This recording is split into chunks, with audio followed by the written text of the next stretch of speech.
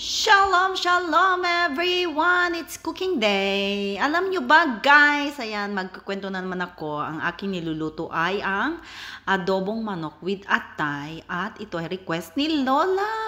Diba? Gusto na niya yung adobo. Pero hindi niya alam yung adobo na salita sa atin na recipe. Basta sabi niya, anirutsay ta of im soya o soy sauce, sabi niya. So meaning yung ating adobo, yung soy sauce natin is yung, di ba? Hindi ko nasasabihin yung pangalan.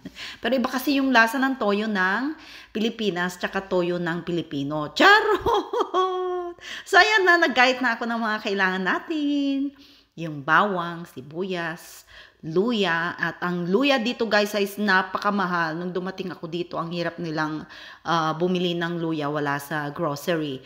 So sa Shuk or sa palengke sila pumibili, pero tinatago din ng mga nagtitinda kasi mahal daw talaga ang luya dito noon. Hanggang ngayon parang mahirap na pa rin maghanap, pero meron na.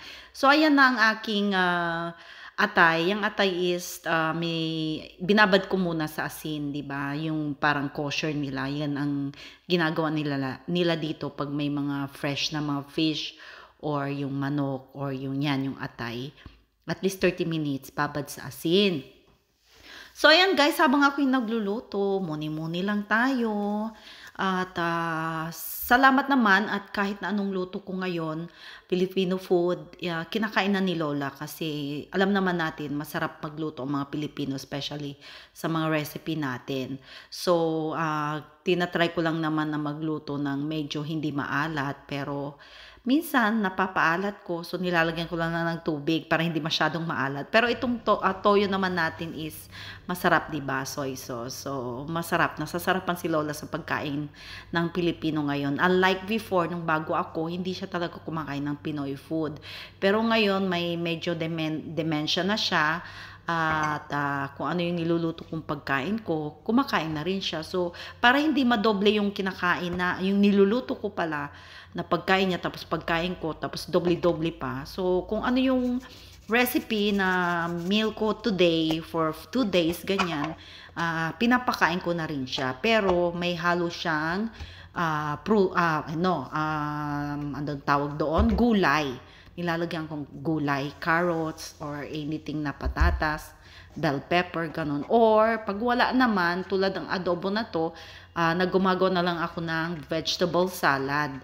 Yan ang ginagawa ko. Tapos, meron siyang, after ng meal, may prutas kami. Para may pang ano ba, sa kanyang katawan din, maibang fiber, diba? Kumbaga. So, ayan, minamarinate ko muna guys sa garlic, bell pepper, chili flakes, at toyo, Sprite, nilagyan ko. Yung ketchup, nilagyan ko rin, guys. And after that, marinate ko ng 30 minutes.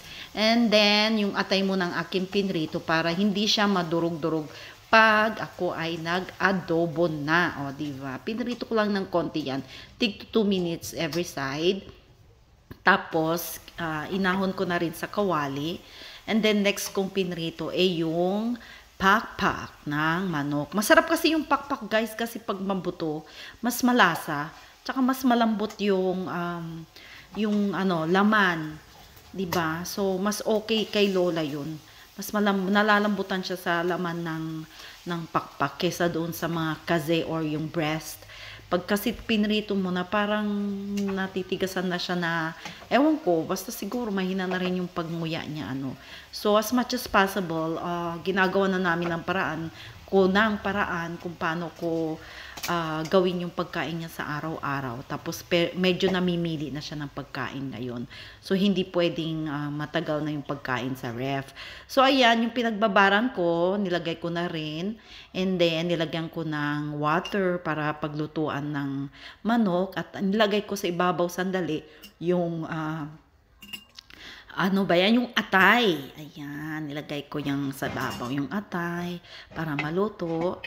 Tapos yan, habang hintayin ko yan hanggang matuyo. Ayan, pinatuyo ang adobo yan guys. As in, talagang yummy, yummy. Kain na tayo. God bless everyone. Bye! Thank you!